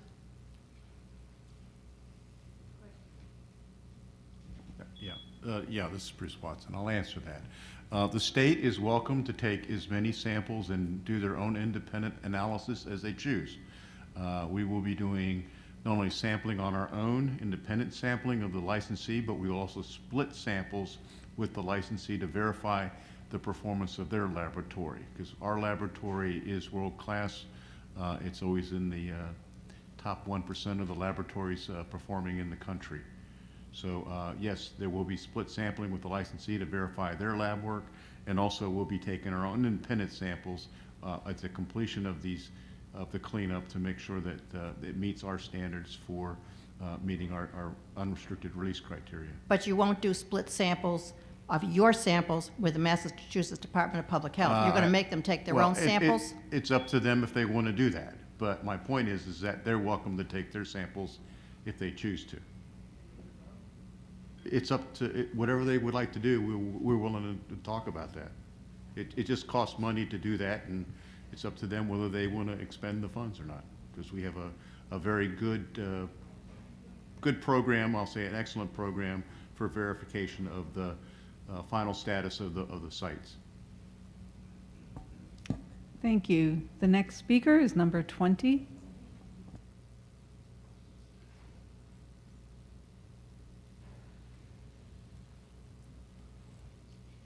So I'm almost 74, and I've been fighting all the problems with nuclear power plants. It seems like more than half my lifetime. And when I was in graduate school, it was the honor system, and we were supposed to try and do our best and be the best. And when we couldn't be the best, then we would go back and try to be the best. And when we made a mistake, we would try harder and harder and harder till somebody would tell us this is not good enough. And then we would go back and try to be better. And when I look at the Nuclear Regulatory Commission, I am just so sad because I know you all want to be your best. I know you want to go home at night proud of what you've done. And all that I hear at the Citizens Advisory meeting or with you is failures when we couldn't live up to my expectations of what the best is. So this is my question. How can we have nuclear power in the United States when we can't plan how to decommission a plant safely so that it can go 50 years into the future, 100 years into the future? We're just arguing about a few 7 years of decommissioning, and then the money runs out. When are we going to tell the people of the United States that we don't know how we're going to decommission a plant? The people of the United States are not going to allow nuclear waste from one state to travel to another state. There'll be more massive riots about nuclear waste passing through any state than we've seen to date. So if they're not going to allow them to travel to any site that's forced to take it, it means that Pilgrim and Yankee and all the plants across the country have to be safe for storage. But you said, this gentleman over here, that we're worried about money. So we're worried about money. We don't have enough money to really put in thicker steel or thicker casts or watch cracks, or we don't even have enough money to go through what Entergy has done to find out where the spills and mistakes are.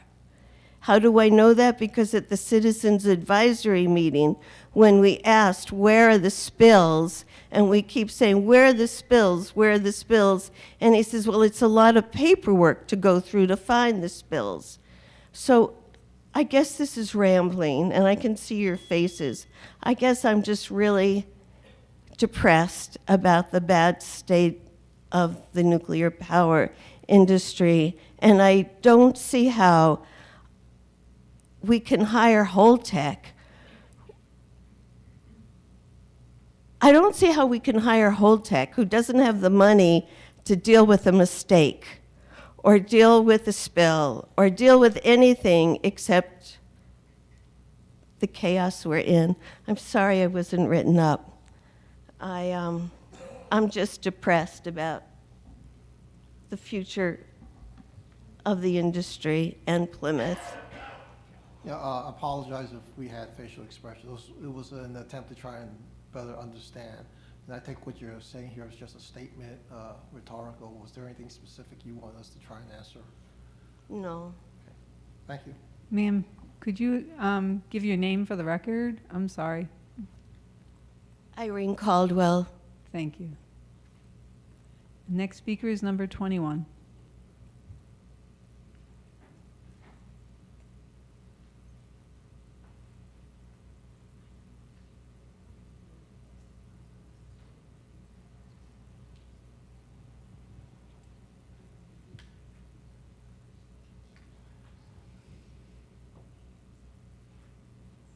My name is Kevin Burke, and I've been coming to these meetings off and on for over 20 years.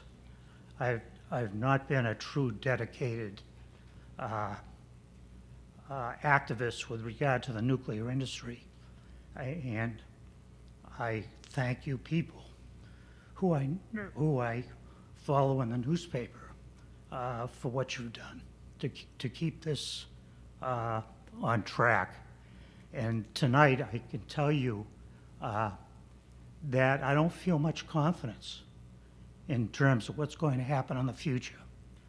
I see the ocean levels rising. I see not enough attention being paid to these casks and ultimately where they're going to go. I just don't understand how we ended up in the mess that we're in.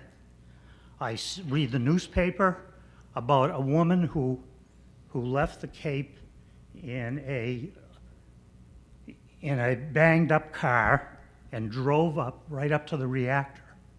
This was in the Globe. Where is the security?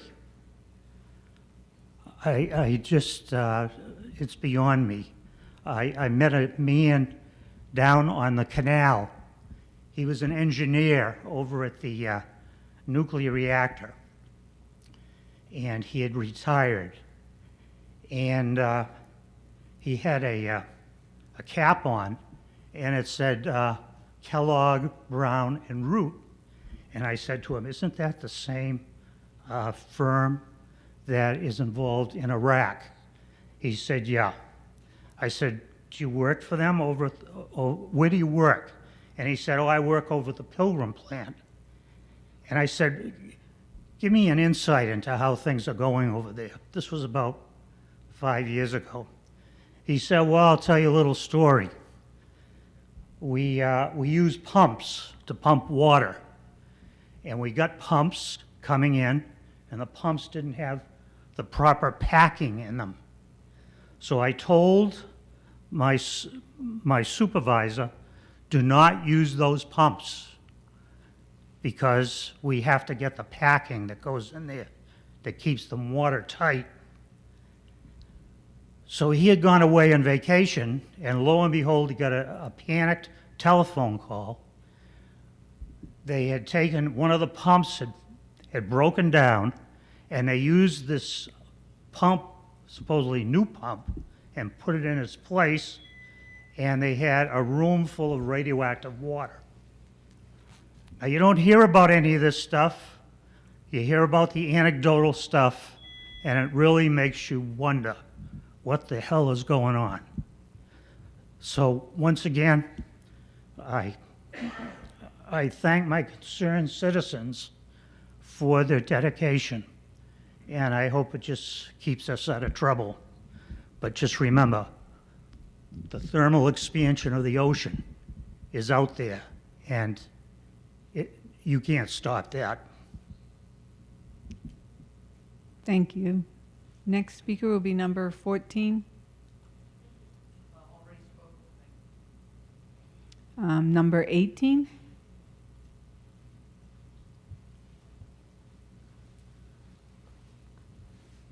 My name's Doug Perry. I'm a resident of Plymouth and an employee of the plant.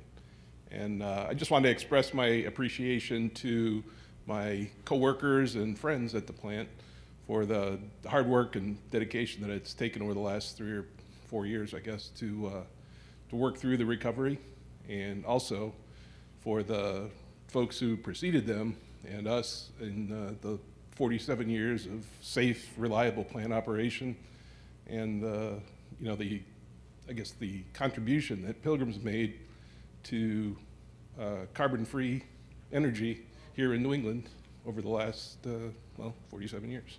Thanks. Thank you. Next speaker, number 18.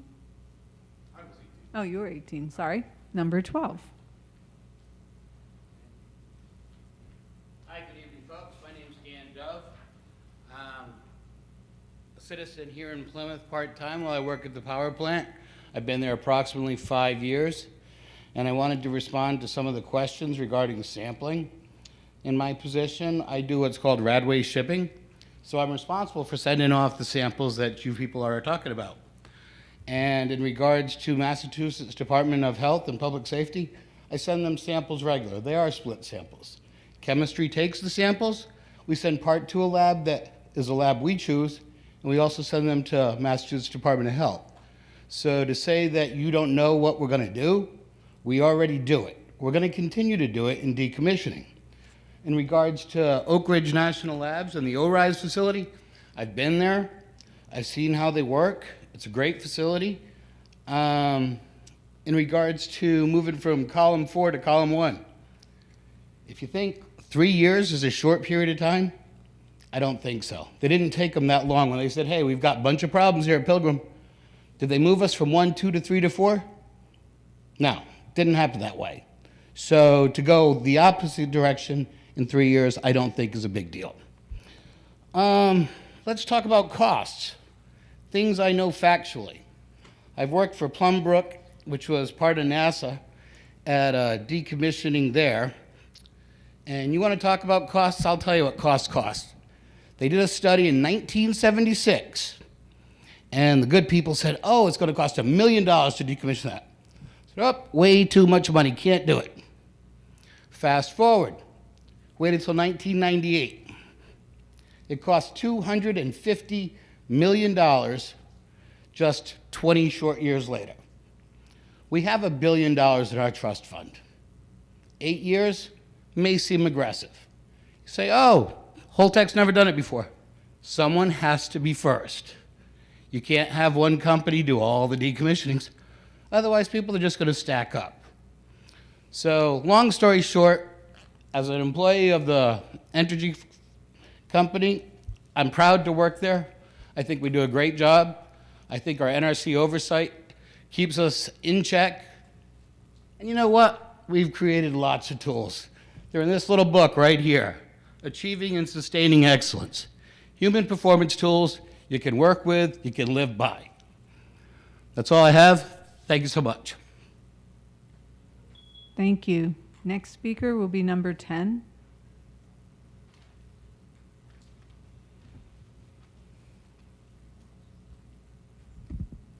Good evening.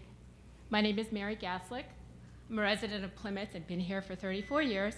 And for the sake of transparency, I am also an employee of the Pilgrim Nuclear Power Station, and I've worked there for 24 years. All right, this is the last public meeting we're going to have as an operating nuclear power plant. You know, it kind of saddens me. It would have been nice to continue to provide clean, carbon-free energy until 2032, but that's not the case here. I was not surprised when the plant, I'm not surprised that the plant is back in column 1.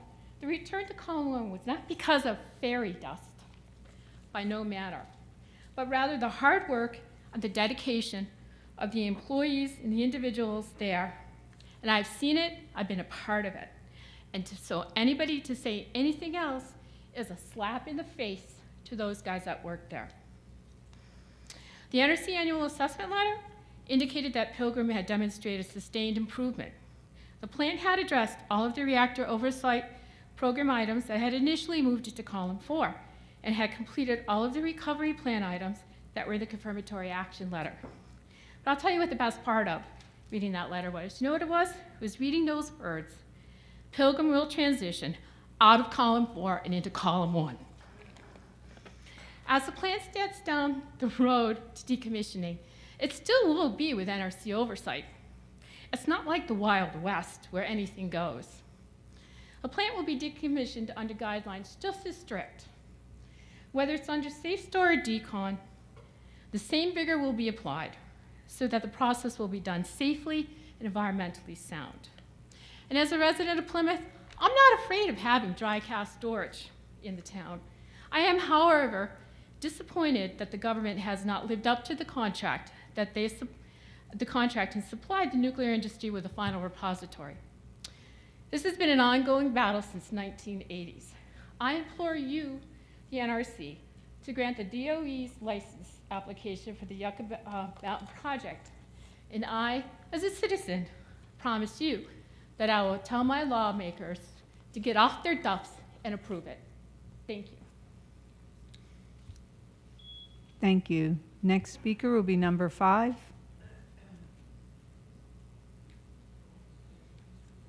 Okay. Yeah. Mm-hmm.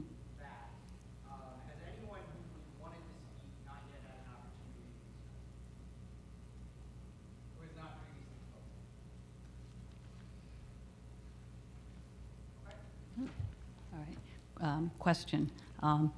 Entergy has said that if there's a problem with the casks, that they would be putting a overpack over the cask as their way to resolve that. Are you aware of that situation?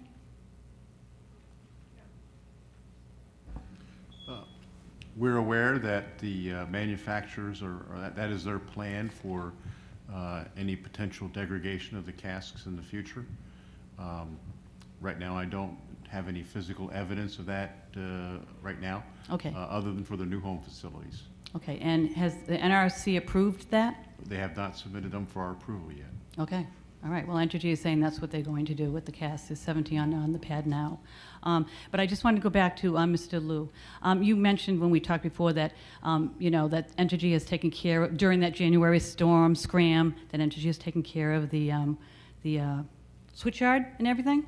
But my question was regarding off-site loss of power. And you brought it back to the switchyard and that everything's fine there.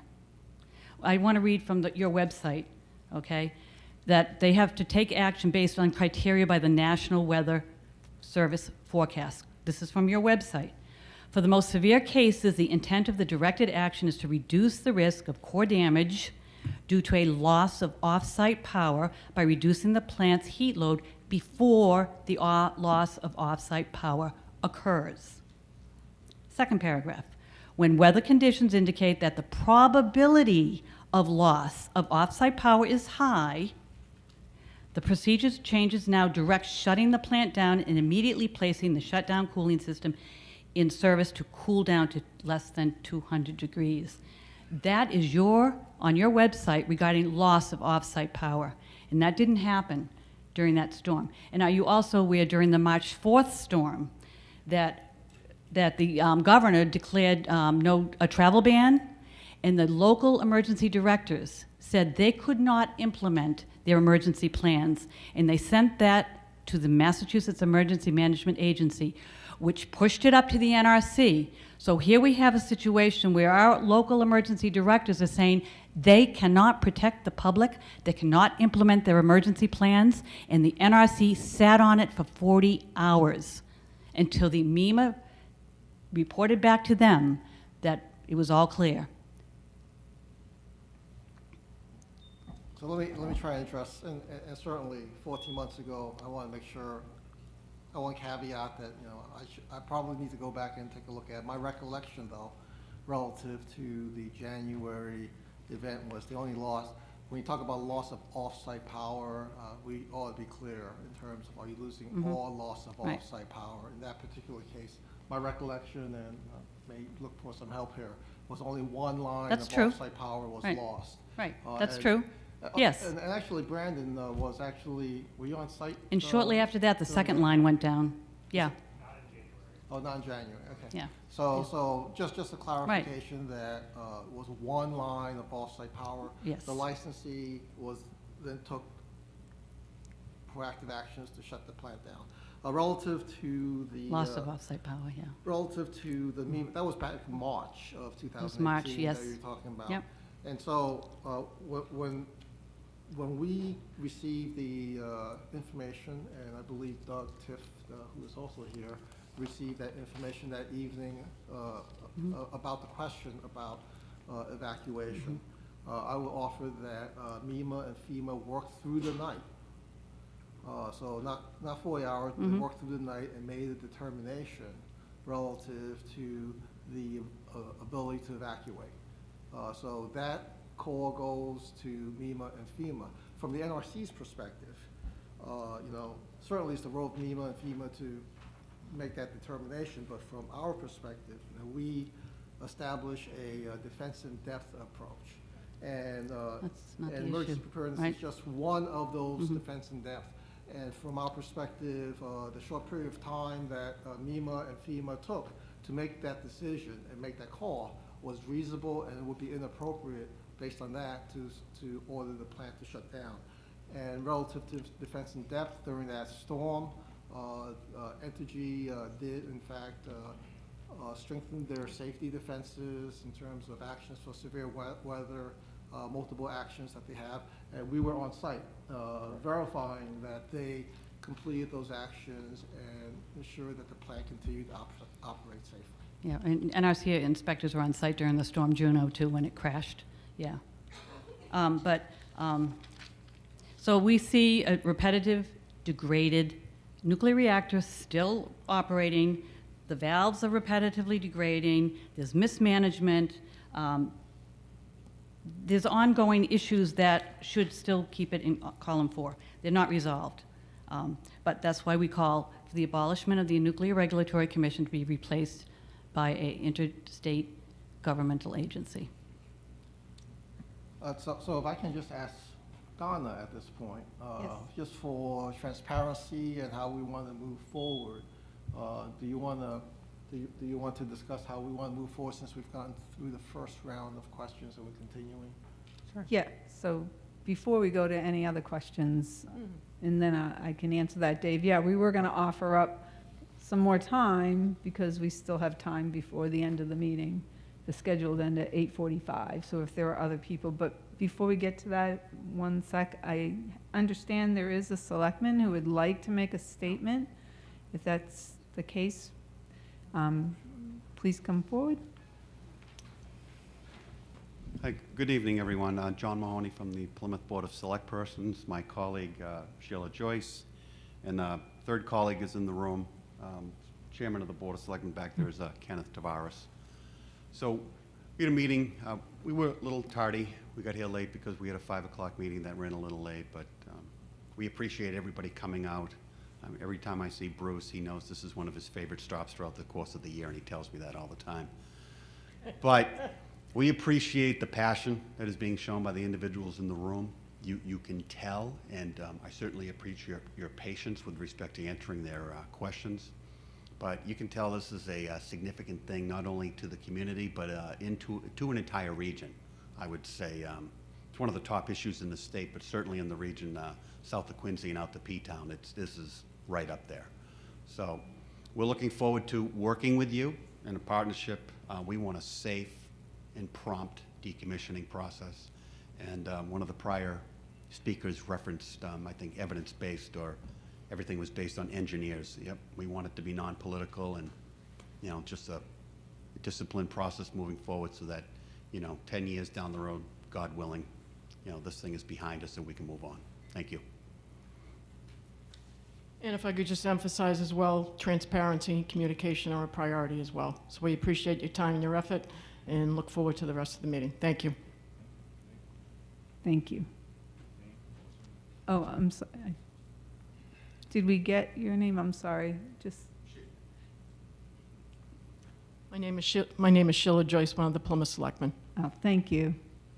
Mary. Mary Lampert, Pilgrim Watch.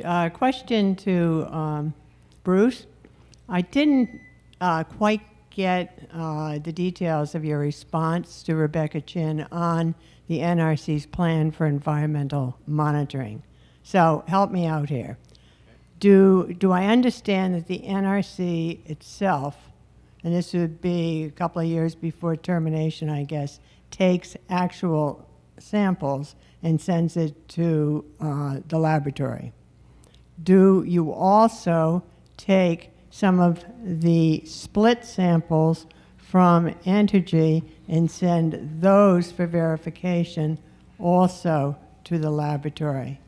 Then the results of your your samples, the results of the split samples, are they made public in a timely manner? Or do you put the results up on your website?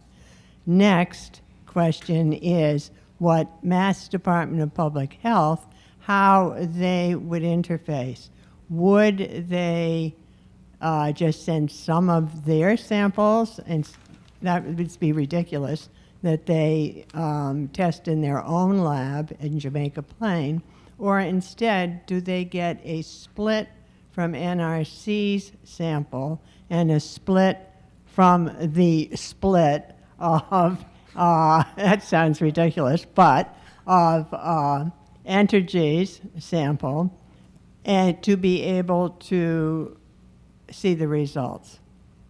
And would MDPH have to pay the cost of this, or is there a procedure other than legislation in the state of Massachusetts to assess the licensee for the environmental monitoring? Last question, could you direct me to whatever regulation or new reg discusses this? Well, I think I counted 15 questions, but I lost count after 12.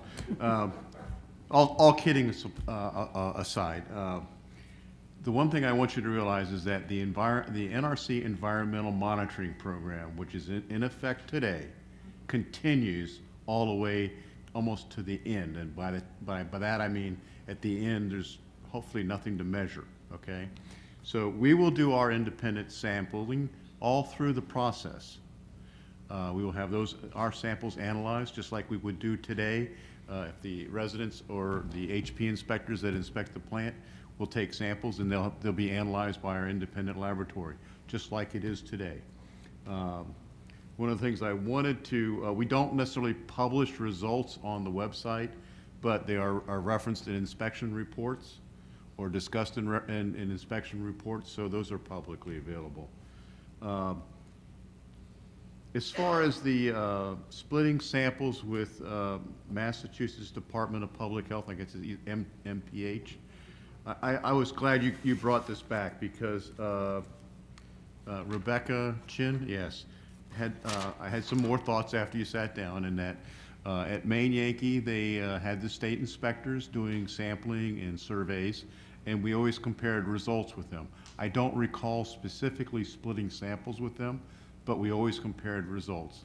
The state of Connecticut also with Connecticut Yankee, because I was involved, very much involved in Maine Yankee. So we worked with they had typically had 2 inspectors there frequently. I'm trying to think of the guy's name.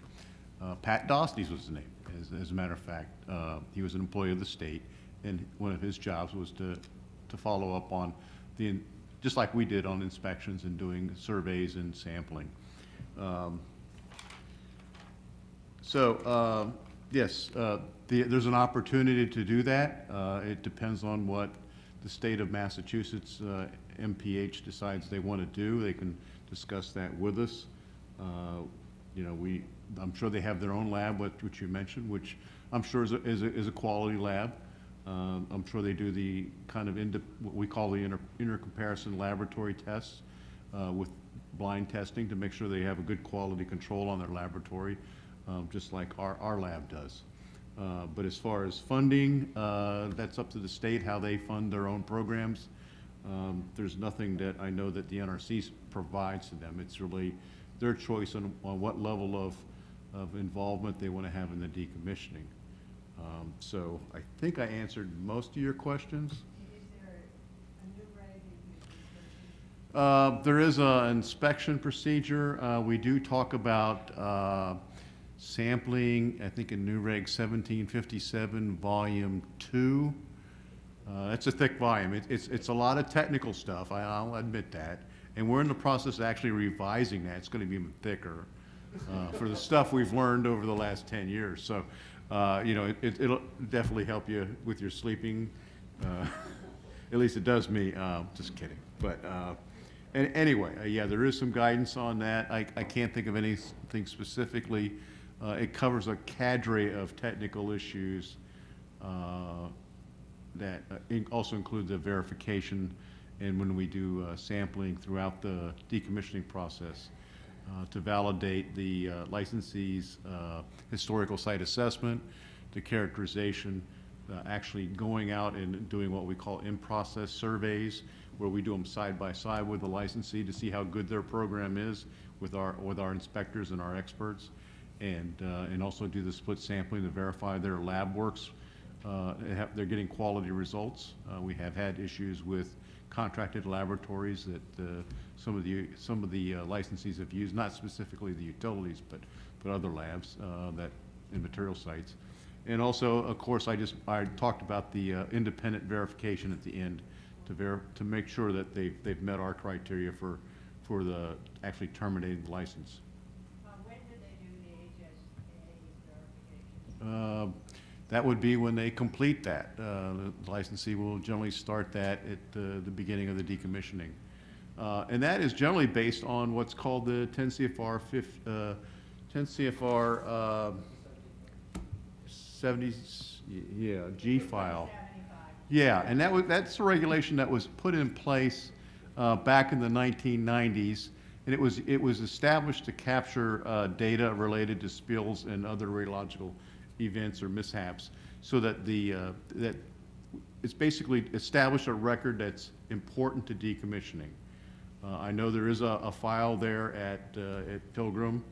I've already talked with the residents about taking a good look at that and having our inspectors look at that. So there is a fairly large file on that from issues that they've had through the years.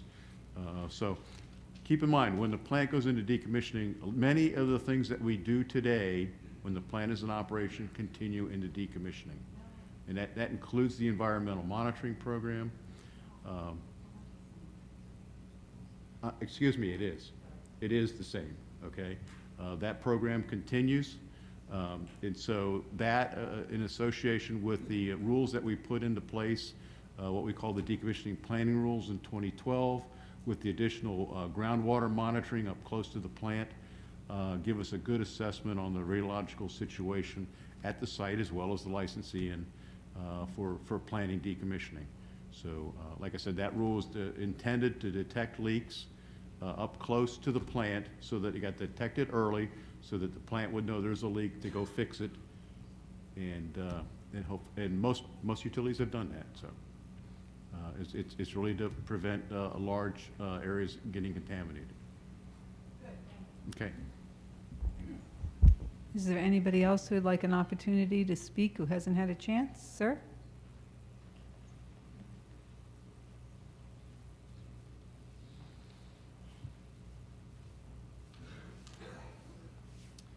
Joe Coughlin, resident of Plymouth, also member of the NDCAP.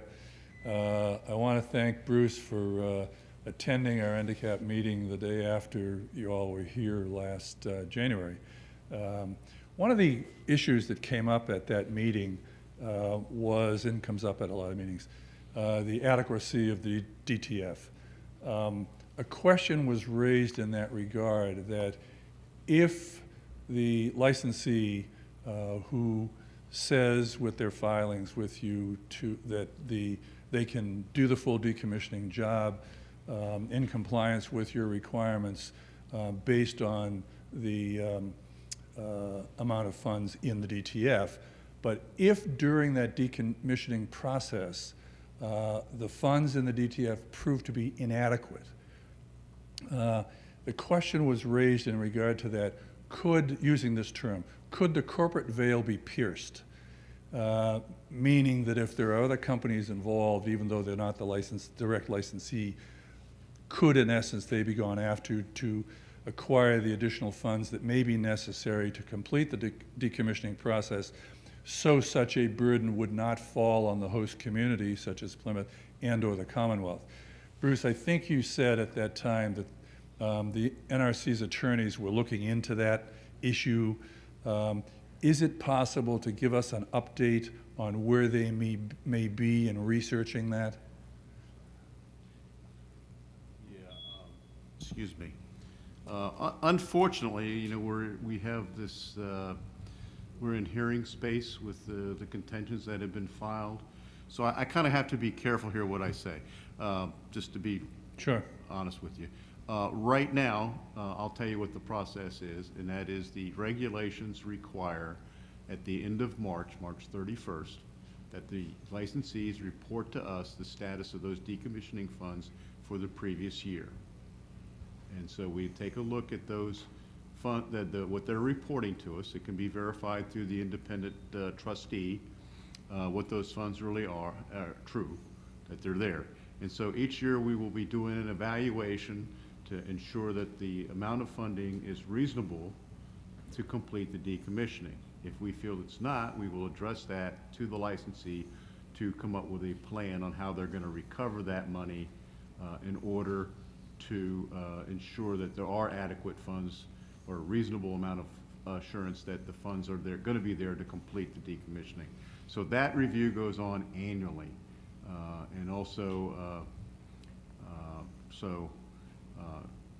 that's fundamentally what we do to verify that there is adequate funding throughout the decommissioning. So would it be safe to assume that going through that process, if in one of those annual updates, the issue arose that there appeared not to be adequate funding to complete the decommissioning process, and you then went back to the licensee to rectify that, that the NRC probably wouldn't care where the funds came from as long as the funds were made available to complete the process? I would have to say that's probably a true statement.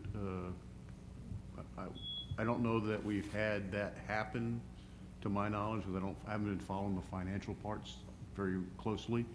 I know that we have one self-funded plant, Fermi 1, that is kind of funded from the utility. It never had a decommissioning fund. It only operated for a couple of years. And that the utility's actually been directly funding that, and so they stopped decommissioning right now to allow the fund to grow back. But they're about 90% complete on the decommissioning, and you know, they did a significant amount of work to get there, and so now they're letting the funds grow. Thank you. Mm-hmm. Right, thank you. Are there any other individuals who would like to speak or have any questions that haven't had a chance yet?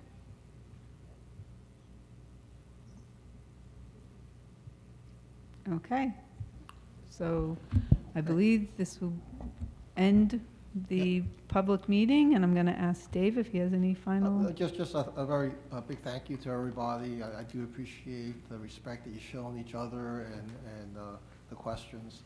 And certainly, you know, if you do have any other questions, you know, as always, we remain available to answer those questions either one-on-one or afterwards. Thank you. Thank you very much for attending tonight.